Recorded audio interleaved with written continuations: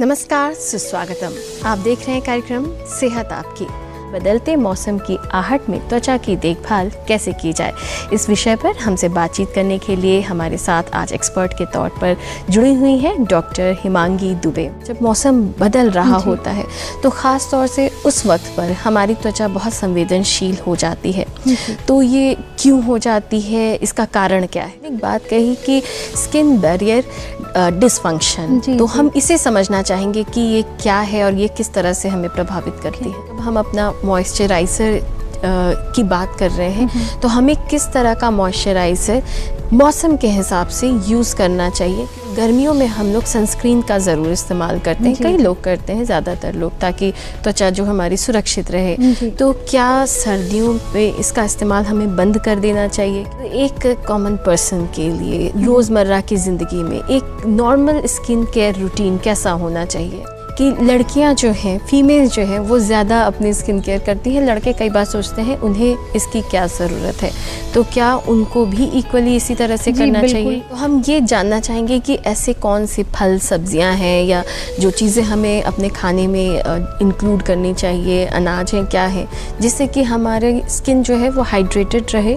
ठंडी आने पर हम पानी का सेवन थोड़ा कम कर देते हैं, तो क्या इसका भी इम्पैक्ट पड़ता है हमारे स्किन पर? स्किन क्या इस मौसम में हमारे हाथ पैर, इसकी स्किन भी ड्राई होती है, तो ये इसके लिए क्या चीज़ें हमें करनी चाहिए? जैसे लिप्स है हमारे, इस समय ड्राई होने लगते हैं और कई बार तो लोगों के लिप्स फटने लगते हैं, होठ, तो इसको किस तरह से इस प्रॉब्लम से निपटा जाए? हमारे हेयर के नीचे की स्किन है, बालों के जो सतह है, उनकी हम किस तरह से ख़ास देखभाल करें?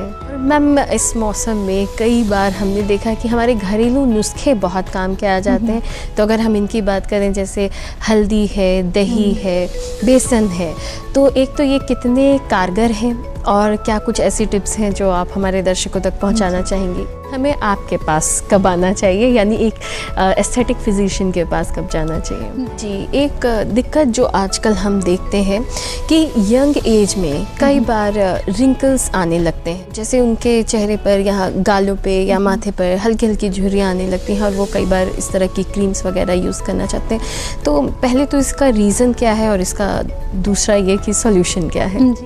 अब हम चलते चलते आपसे एक गोल्डन रूल के तौर पर अगर जानना चाहें, साथ ही एक और छोटी सी चीज़ कि कुछ सप्लीमेंट्स होते हैं जो हमारे त्वचा के लिए अच्छे होते हैं, तो ये दोनों बातें हम चलते चलते आपसे जानना चाहेंगे। हमारी कोशिश होती है कि आप तक जो है विभिन्न विषयों से जुड़ी हुई जागरूकता पहुंचाएं, लेकिन दिक्कतें अगर ज़्यादा हो तो आप विशेषज्ञ तक ज़रूर जाएं। इस बात के साथ ही आज के अंक से हम आपसे ले रहे हैं अनुमति। नमस्कार।